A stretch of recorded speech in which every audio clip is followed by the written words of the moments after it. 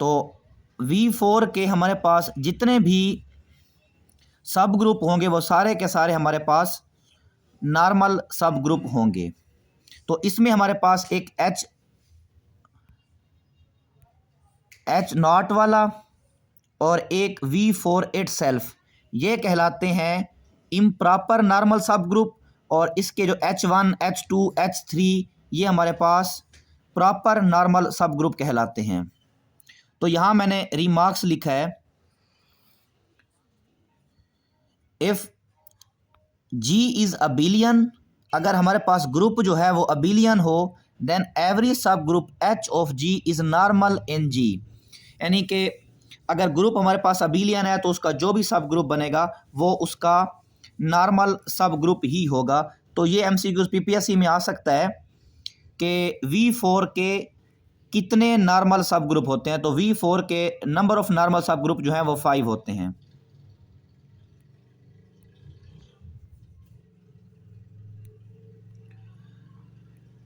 Example number 2 में मैंने cyclic group लिया जिसका ऑर्डर 6 है। इसके मैंने normal sub group find out करने हैं। C6 भी हमारे पास अबिलियन है, C6 के जितने भी सब ग्रुप होंगे वो सारे के सारे नॉर्मल सब ग्रुप होंगे। तो क्योंकि C6 हमारे पास Cn की फॉर्म में होता है, Cn जो है उसके जो जो डिवाइज़र होते हैं उसके अगेंस्ट हमारे पास एक यूनिक सब ग्रुप मिलेगा। एक ये सब ग्रुप है, एक H1, एक H2 और एक H3। क्योंकि V6 के जो है वो हमारे पास कितने डिवाइज़र होते हैं, 4 डिवाइज़र होते हैं। तो इसके 4 सब ग्रुप होंगे और ये अबिलियन है। अबिलियन होने की वजह से इसके जितने भी सब ग्रुप हमारे पास आएंगे वो सारे के सारे नॉर्मल सब ग्रुप होंगे। वही दोबारा रिमार्क को मैंने रिपीट किया है, if G is abelian then every sub group H of G is normal in G। तो number of normal sub group of C6 is 4। तो C6 के नॉर्मल सब ग्रुप की जो तादाद है वो हमारे पास 4 है।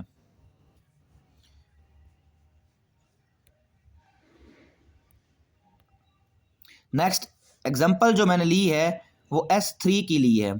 S3 के नॉर्मल सब ग्रुप मालूम करते हैं कौन कौन से हैं।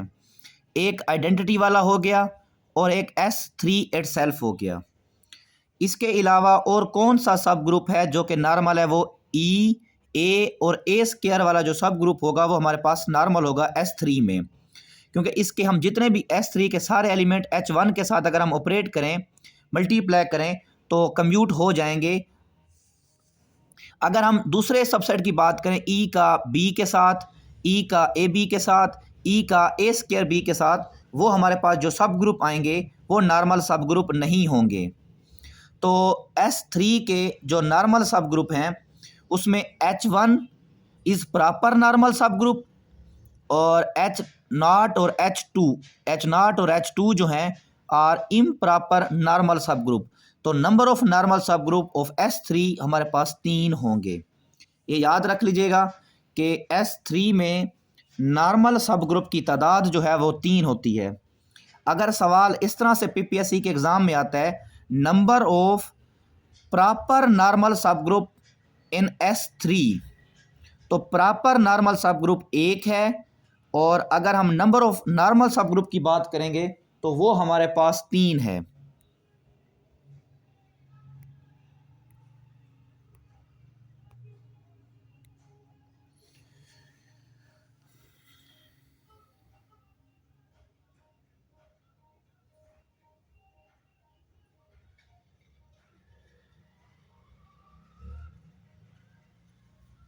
अच्छा, S3 की बात यह है, S3 के हमारे पास जो जो सब ग्रुप हैं उनको हमने पहले पढ़ लिया था कि S3 में सब ग्रुप की तादाद कितनी है।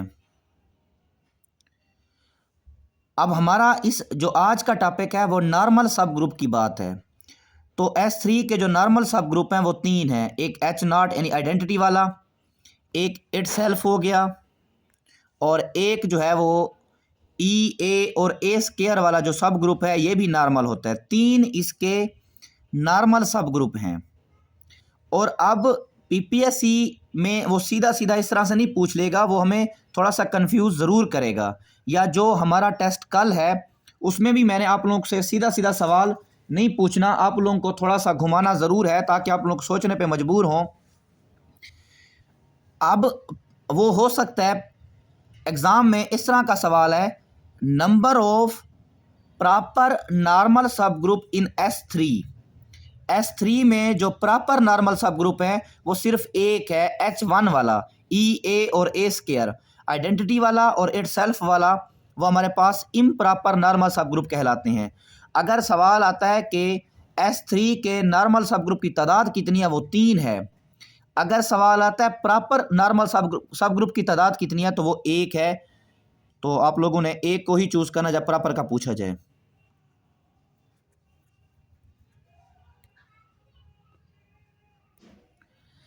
नेक्स्ट, डायहेड्रल ग्रुप के प्रॉपर नॉर्मल सब ग्रुप हम निकालते हैं। डायहेड्रल के कौन से ग्रुप ऐसे हैं जो हमारे पास नॉर्मल सब ग्रुप बनाते हैं। एक आइडेंटिटी वाला हो जाएगा, एक उसका सेंटर D4 का जो सेंटर है वो E और A स्क्वायर है। H2 जो A से जनरेट होता है A स्क्वायर और A cube. H3 E A square B और A स्क्वायर B। और चौथा जो है वो A स्क्वायर AB और A क्यूब B। और H5 जो है वो D4। ओवरऑल D4 के जो सब ग्रुप की तादाद वो 10 है। और D4 में अगर MC इस तरह से आता है कि D4 में नॉर्मल सब ग्रुप की तादाद कितनी है, वो 6 है। H0 से H5 तक मैंने सब ग्रुप निकाले हैं, ये हमारे पास नॉर्मल हैं। और सवाल इस तरह से आता है कि D4 के प्रॉपर नॉर्मल सब ग्रुप की तादाद कितनी है, तो वो 4 है। आइडेंटिटी को और इट सेल्फ वाले सब ग्रुप को छोड़ देंगे, बाकी 4 सब ग्रुप बचते हैं, वो प्रॉपर नॉर्मल सब ग्रुप। और H0 और H5 जो है वो इम्प्रॉपर नॉर्मल सब ग्रुप। और अगर टोटल ओवरऑल तादाद देखेंगे तो वो 6 है। अगर सिर्फ प्रॉपर नॉर्मल सब ग्रुप की तादाद आती है तो हमारे पास 4 है। मैंने इनकी जर्नल जो है फार्मूला बताया कि आप ये नंबर ऑफ ये सेट मालूम सब ग्रुप मालूम किए बगैर हमारा जो सवाल आता है वो सिर्फ तादाद पूछी जाती है। तो उसके लिए जर्नल फार्मूला हमारे पास ये दिया हुआ है, number of normal sub group of DN। अगर इफ N हमारे पास 1 हो तो जितना जो है वो D1 का आर्डर होगा उतना उसके नॉर्मल सब ग्रुप की तादाद होगी। अगर हम N ले लेते हैं 2 तो वो D2 बन जाएगा, यानी कि D4 बन जाएगा। D4 ये N जो है अगर हम 2 ले लेते हैं, D2 वो बन जाएगा 4, यानी V4 की बात हम करते हैं। V4 के जो नॉर्मल सब ग्रुप की तादाद है वो 5 थी, आपने पहले देख ली है। अगर हम DN में अगर N ले लेते हैं 3 या N जो है वो ऑड हो तो हमेशा उसके नॉर्मल सब ग्रुप की जो तादाद होगी वो सिर्फ 3 होगी। मिसाल के तौर पर अगर मैं D5 पूछता हूँ, D3 पूछता हूँ, D7 पूछता हूँ कि इसके नॉर्मल सब ग्रुप की तादाद कितनी होगी, तो वो सिर्फ और सिर्फ 3 होगी। इसको मैं दोबारा रिपीट करता हूँ कि अगर DN में अगर N हो 1 तो जितना DN का आर्डर होगा उतना उसके नॉर्मल सब ग्रुप होंगे। अगर DN में अगर N हम ले लेते हैं 2 तो नॉर्मल सब ग्रुप की जो तादाद है वो 5 होगी। अगर N जो है वो 3 या 3 से बड़ा और होना ऑड चाहिए तो उसमें नॉर्मल सब ग्रुप की जो तादाद है वो D3 हो, D5 हो, D7 हो, D9 हो, up to so on odd हो। तो उसमें नॉर्मल सब ग्रुप की जो तादाद होगी वो 3 होगी। और इसमें जो जर्नल रिप्रेजेंटेशन मुझे तो मालूम नहीं हो सकी, इसमें जो मैंने सिर्फ एक केस को लिखा है कि इफ़ N अगर हमारे पास 4 हो, और आगे मैंने इवन की कंडीशन जो है वो मुझे क्लियर मालूम नहीं हुई। अगर यहाँ पर हमारे पास N जो है वो 4 हो, यानी क्या आ जाए, D4 आ जाए, तो उसमें नॉर्मल सब ग्रुप की जो तादाद होगी वो 6 होगी। आप लोगों ने इसमें देख लिया कि इसमें नॉर्मल सब ग्रुप की जो तादाद है वो 6 है। तो D4 के लिए याद रख लें D6 और D8, इनके लिए जर्नल फार्मूला मुझे नहीं मिला।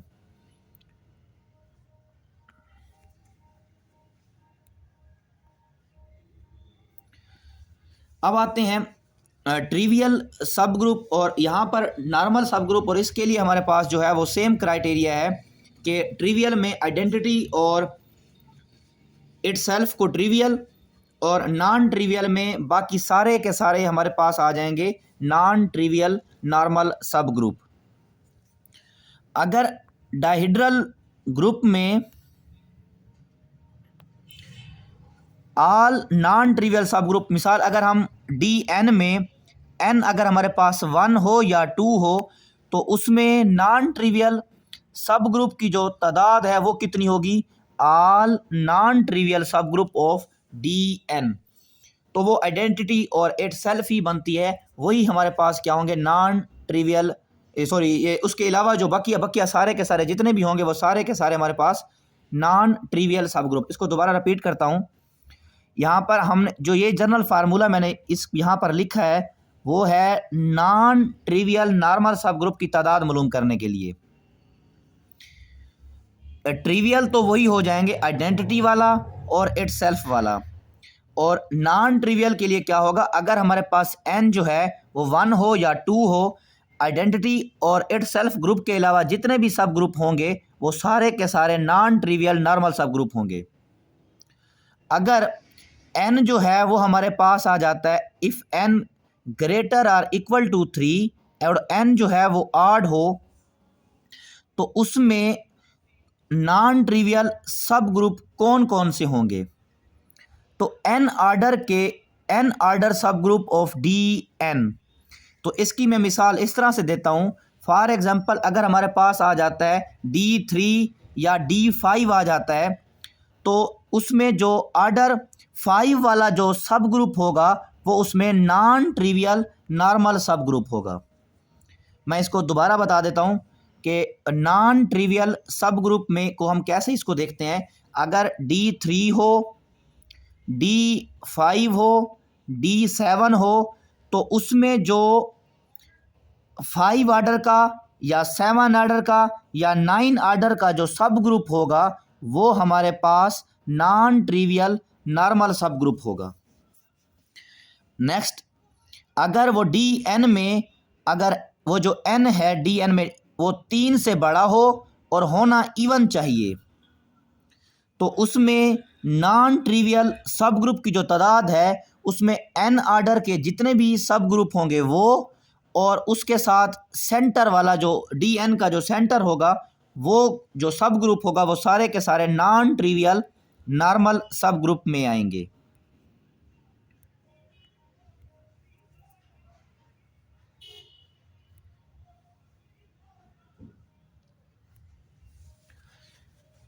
नेक्स्ट हमारे पास एग्जांपल है Q8 की। इसके हमने normal sub group find out करने हैं। Q8 के जो सब ग्रुप है वो सारे के सारे हमारे पास, आपने पढ़ा था कि वो साइक्लिक हो जाते हैं, एक एलिमेंट से हम उनको जनरेट कर सकते हैं। तो जो Q8 है वो हमारे पास ये सारे के सारे हमारे पास जो ग्रुप है वो नॉर्मल हैं। Q8 और आइडेंटिटी वाला तो इट सेल्फ नॉर्मल हो जाते हैं, और उसके बकिया जितने भी हमारे पास जो ग्रुप बनते हैं, सब ग्रुप बनते हैं, वो भी सारे के सारे क्या होते हैं, नॉर्मल होते हैं। ऑल दी सब group of Q8 are normal. Q8 के जितने भी सब ग्रुप हैं वो नॉर्मल हैं। अगर हम Q8 के तमाम एलिमेंट को इन सब ग्रुप के साथ जब हम मल्टीप्लाई करते हैं तो ऑपरेशन ऑपरेट करते हैं तो वो सारे एलिमेंट उसके साथ कंप्यूट कर जाते हैं। तो Q8 के सारे एलिमेंट जो सारे के सारे सब ग्रुप जो हैं वो नॉर्मल हैं।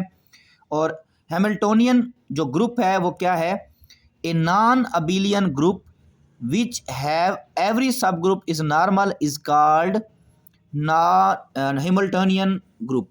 यानी ऐसा एक नॉन अबिलियन ग्रुप जिसके तमाम सब ग्रुप जो है वो नॉर्मल हों, ग्रुप खुद नॉन अबिलियन हो और उसके तमाम जो सब ग्रुप हैं वो हमारे पास नॉर्मल हों, ऐसा ग्रुप जो है वो हैमिल्टोनियन ग्रुप कहलाता है। इसकी एग्जांपल Q8 है। खुद Q8 नॉन अबिलियन, उसके तमाम जो सब ग्रुप हैं वो हमारे पास जो नॉर्मल सब ग्रुप हैं।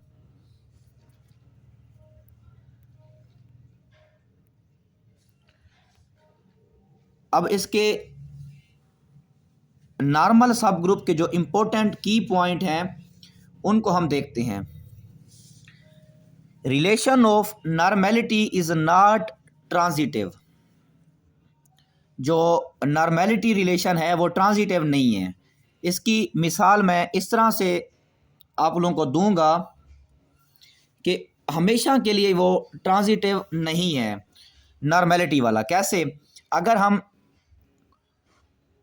D4 ले लें, D4 में उसके पहले एक नॉर्मल सब ग्रुप बताता हूँ। D4 का जो नॉर्मल सब ग्रुप है वो एक ए स्क्वायर और ए क्यूब वाला जो है वो नॉर्मल सब ग्रुप है D4 में।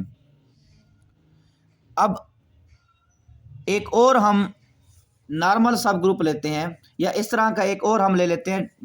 D4 लिया और एक हम सब उसका normal sub group A square B और ए स्क्वायर बी हम जो है एक नॉर्मल सब ग्रुप लिया। ये हमारे पास D4 में नॉर्मल है। अब इसी का एक और नॉर्मल सब ग्रुप लेते हैं ई और बी। इसको मैं दोबारा रिपीट करता हूँ, इम्पोर्टेंट ये पॉइंट नंबर 1 को, वो ये है कि D4 मैंने एक ग्रुप लिया, इसका हम नॉर्मल सब ग्रुप मैं ले रहा हूँ ए स्क्वायर बी और ए स्क्वायर बी। ये हमारे पास एक नॉर्मल सब ग्रुप होगा D4 का। अब ए स्क्वायर बी और ए स्क्वायर बी का एक और सब ग्रुप लेता हूँ जो इसमें नॉर्मल है। वो ई और बी जो है वो इसमें नॉर्मल है, लेकिन ई और बी जो है वो D4 में नॉर्मल नहीं है। तो क्योंकि नॉर्मलिटी कंडीशन ये होती है, अगर ए बी में नॉर्मल है और बी सी में है तो सी को ए में नॉर्मल होना लाजमी है। हमने देखा ए जो ए स्क्वायर बी और ए स्क्वायर बी D4 में नॉर्मल है, और ई और बी वाला जो सब ग्रुप है वो ए स्क्वायर बी और ए स्क्वायर बी में नॉर्मल है, लेकिन ई और बी जो है वो D4 में नॉर्मल नहीं है। इस तरह नॉर्मेलिटी जो है वो ट्रांजिटिव रिलेशन होल्ड नहीं करती। और टी जो ग्रुप है एक ऐसा ग्रुप जिसके अंदर जो है नॉर्मेलिटी जो है वो ट्रांजिटिव होती है। वो D4 इस प्रॉपर्टी को भी होल्ड भी करता है, लेकिन नॉर्मेलिटी जो है वो होल्ड नहीं करती। Dedekind group, if every sub group of a group G is normal then G is called Dedekind group. जी मैं ये राइट करके भेज दूंगा। डेडिकाइंड ग्रुप वो होता है, यानी एक ऐसा ग्रुप जिसके तमाम के तमाम जो सब ग्रुप है वो नॉर्मल हो। तो वो Q8 के भी तमाम सब ग्रुप नॉर्मल हैं, और जितने भी हमारे पास अबिलियन ग्रुप होंगे उनके तमाम के तमाम जो सब ग्रुप है वो सारे के सारे हमारे पास नॉर्मल सब ग्रुप होते हैं। ये डेडिकाइंड ग्रुप होते हैं। और अब ये देखते हैं पॉइंट नंबर 4, अगर ए और बी हमारे पास नॉर्मल ग्रुप हैं G के, तो इनका प्रोडक्ट भी क्या होगा? नॉर्मल सब ग्रुप होगा।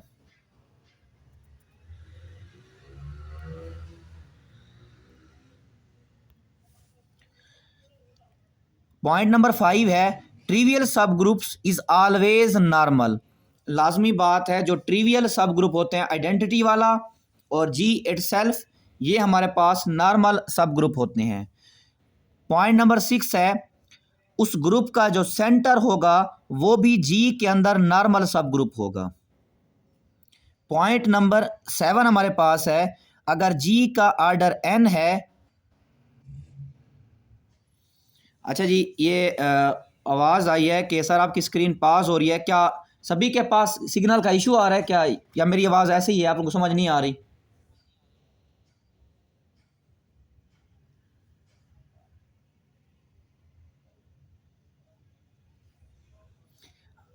अगर काफ़ी सारे स्टूडेंट के पास अगर इशू है तो मुझे बता दें। चलें जी, जिसके पास इशू है उसी के पास खुद का नेटवर्क ख़राब है, वो अपना चेक कर लें।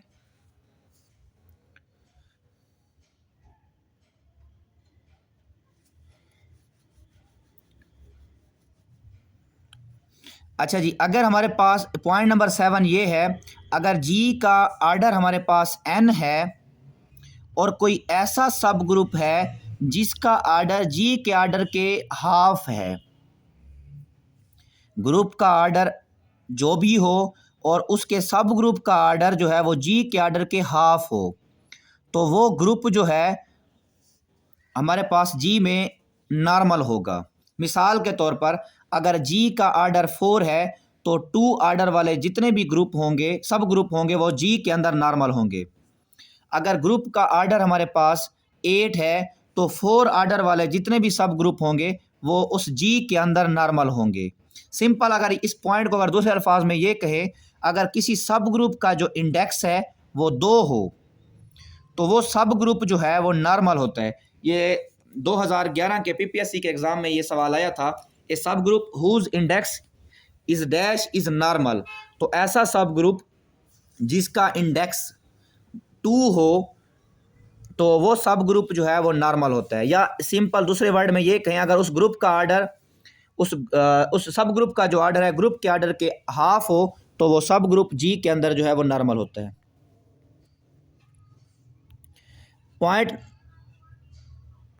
पॉइंट नंबर हमारे पास 8 है।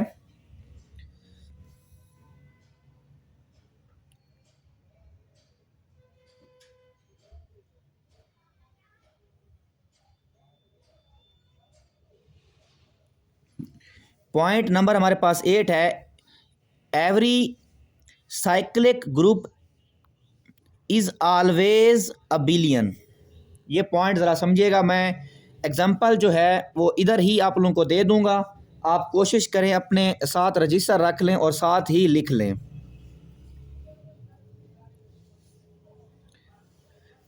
पॉइंट नंबर 8, ये सारी जो एग्जांपल्स हैं मैं यहीं पर आप लोगों को बताता जाऊंगा, आप लोग इसको लिख लीजिएगा।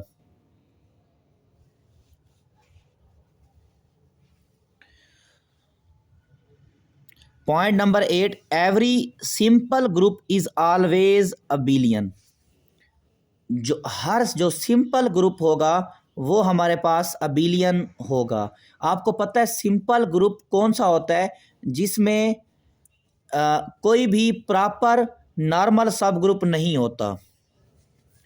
ऐसे ग्रुप को हम सिंपल ग्रुप कहते हैं जिसमें कोई भी प्रॉपर नॉर्मल सब ग्रुप नहीं होता, यानी कि आइडेंटिटी और इट सेल्फ वाला होता है, इसके अलावा और कोई सब ग्रुप नॉर्मल नहीं होता। But every abelian group may or may not be simple. हर सिंपल जो है वो अबिलियन होता है, लेकिन हर अबिलियन जो है वो सिंपल नहीं होता। आप इसकी मुझसे मिसाल पूछना चाह रहे होंगे, तो इसकी मिसाल V4 है। V4 अबिलियन है लेकिन V4 सिंपल नहीं है, क्योंकि V4 के अंदर आइडेंटिटी और इट सेल्फ के अलावा जितने भी सब ग्रुप हैं वो सारे के सारे हमारे पास नॉर्मल हैं, लेकिन सिंपल में तो प्रॉपर नॉर्मल सब ग्रुप हमारे पास मौजूद नहीं होता। तो इसकी एग्जांपल V4 है, अबिलियन है लेकिन सिंपल नहीं है।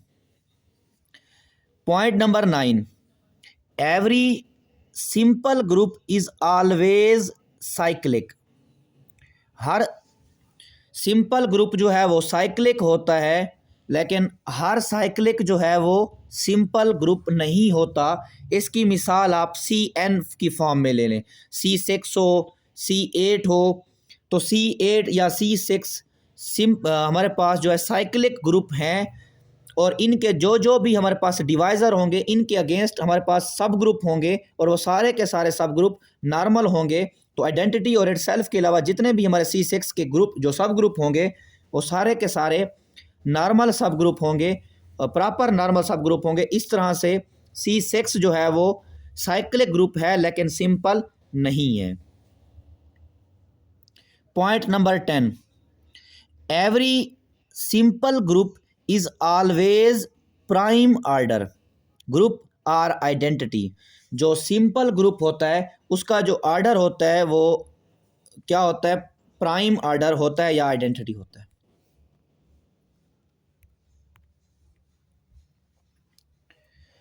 पॉइंट नंबर हमारे पास 11 है, अगर कोई H सब ग्रुप है G का और H किस फॉर्म में है? A से जनरेट हो रहा है और A स्क्वायर के ऊपर वो क्या दे रहा है? आइडेंटिटी दे रहा है। Is normal sub group of G, उस वक्त नॉर्मल होगा अगर ए जो है उसके सेंटर में बिलोंग करे। ये एमसीक्यूज़ इसको दोबारा देख लें। अगर कोई हमारे पास सब ग्रुप है जी का और वो इस तरह से है कि वो एक एलिमेंट से जनरेट हो रहा है, साइक्लिक ग्रुप है और उसका आर्डर यानी आर्डर 2 का है, तो वो तभी हमारे पास क्या होगा, नॉर्मल होगा अगर वही एलिमेंट जो है हमारे पास उसके सेंटर से बिलोंग करेगा। इसकी अगर हम मिसाल ले लें तो D4 ले लें।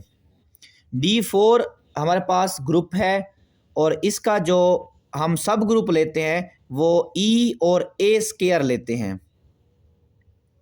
A स्केयर से उसको जनरेट हम करेंगे, A स्केयर पे वो हमें क्या दे देगा, आइडेंटिटी दे देगा।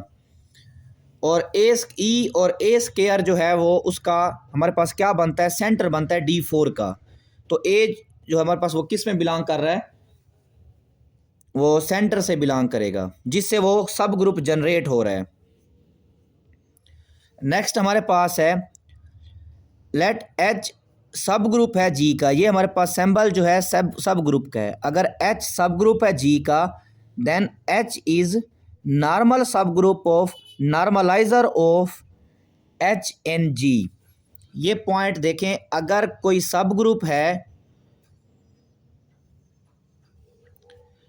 अगर हमारे पास कोई सब ग्रुप है और वो सब ग्रुप जी, इसको मैं दोबारा रिपीट कर दूंगा, अगर कोई सब ग्रुप है वो सब ग्रुप जो है वो नॉर्मलाइज़र में क्या होगा, नॉर्मल सब ग्रुप होगा। उस H का अगर हम नॉर्मलाइज़र निकालें तो वो जो H होगा उस नॉर्मलाइज़र में नॉर्मल सब ग्रुप होगा। जी बिल्कुल यही आंसर है जैसे आपने इनको बताया है। और पॉइंट नंबर 13 हमारे पास है इफ़ H अगर नॉर्मल सब ग्रुप है जी का तो उसका सेंटरलाइज़र भी क्या होगा, जी में नॉर्मल सब ग्रुप होगा। अगर H जो है वो नॉर्मल सब ग्रुप है जी का तो उस H का सेंटरलाइज़र भी हमारे पास क्या होगा, जी का नॉर्मल सब ग्रुप होगा। ये पॉइंट दोबारा रिपीट हो गया, ये पहले भी इसको हम डिस्कस कर चुके हैं। अगर H और K कोई से दो नॉर्मल सब ग्रुप हैं जी के, उनका प्रोडक्ट भी क्या होगा, जी में नॉर्मल सब ग्रुप होगा। और ये पॉइंट नंबर 15 इंतहाई इम्पोर्टेंट है। ये इस पॉइंट नंबर 15 को मैंने MCQs में जो है रिपीट किया है, वहाँ पर मैंने इनकी मिसालें वहाँ दी हैं, लेकिन इसको अभी यहाँ पर आप लोगों ने समझना है। The following statement about a sub group H of a group G are equivalent.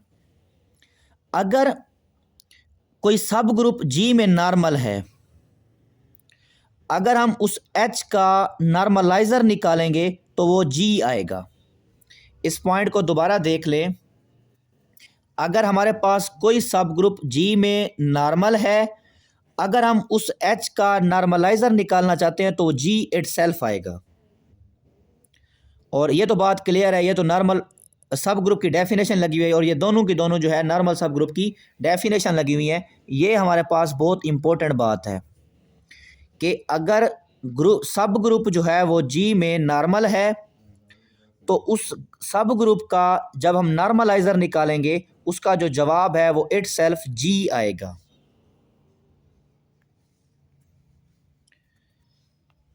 Point number 16, ये भी पॉइंट नंबर उधर पीछे जो मैं रिपीट किया n/2 वाले के साथ, ये उसी से मिलता जुलता है, ज़रा फॉर्म इसकी चेंज है। A sub group of index 2 in a group G is normal sub group. देखो इंडेक्स 2 उसी का होता है जिसका आर्डर, उस सब ग्रुप का जो आर्डर होता है वो उस ग्रुप के आर्डर के हाफ होता है। जब उसका हम कोसेट मालूम करते हैं तो उसका इंडेक्स 2 आता है। और ऐसा सब ग्रुप जिसका इंडेक्स जो है वो 2 हो, वो सब ग्रुप भी नॉर्मल सब ग्रुप होगा। अगर हम तमाम नॉर्मल सब ग्रुप का इंटरसेक्शन लें, जो हमारे पास सबसेट आएगा वो भी हमारे पास नॉर्मल सब ग्रुप होगा।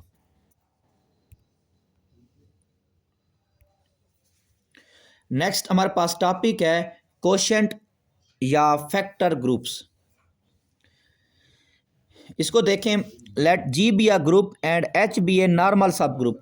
फैक्टर ग्रुप के लिए या कोशेंट ग्रुप के लिए जी जो है ग्रुप हो और जो सब ग्रुप हो वो नॉर्मल सब ग्रुप हो। एक जी ग्रुप है और एच जो है वो नॉर्मल सब ग्रुप होना लाजिम है।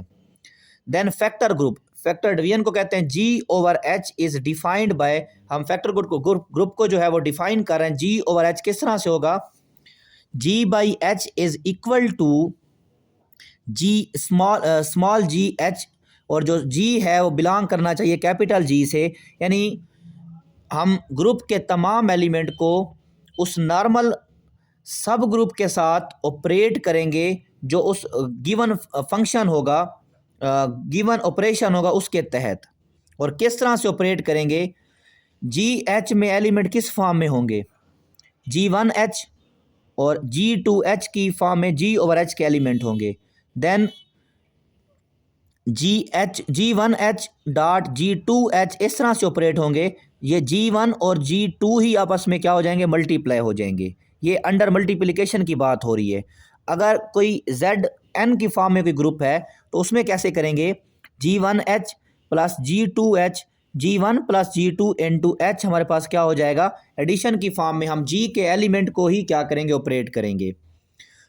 और जी ओवर एच में जो नीचे वाला जो नॉर्मल सब ग्रुप होगा वही हमारे पास क्या होगी, आइडेंटिटी होगी। इसकी मैंने काफ़ी ज़्यादा एग्जांपल्स जो है वो दी हैं। पहले इसके दो इम्पोर्टेंट रिमार्क्स हैं वो देख लेते हैं। A H where a belong to G are the left coset of H in G, ये तो लेफ्ट कोसेट की डेफिनेशन दी हुई है। अगर हम जी ओवर जी कर देंगे, यानी जी इटसेल्फ हम उसका कोशेंट ग्रुप निकालना चाहते हैं, तो वो आइसोमॉर्फिक होगा आइडेंटिटी वाले सब ग्रुप के साथ। अब आइसोमॉर्फिक की डेफिनेशन ये है कि कोई से दो ग्रुप आइसोमॉर्फिक उस वक्त कहलाते हैं जब वो क्या हो, होमो हो और बाइजेक्टिव हो। जो हमारा नेक्स्ट टॉपिक है वो हमारे पास ऑटोमॉर्फिज्म है और होमोमॉर्फिज्म है। उसमें मैं आप लोगों को बता दूंगा कि ऑटोमॉर्फिज्म, होमोमॉर्फिज्म, आइसोमॉर्फिज्म, उसकी डेफिनेशन और उसके साथ एग्जांपल्स वो नेक्स्ट टॉपिक में है। ये दो पॉइंट मैंने इसलिए लिख दिया कि आप लोगों के साथ मिसिंग ना हो जाए। जी ओवर जी जो है वो बराबर होता है आइडेंटिटी वाले सब ग्रुप के साथ। और जो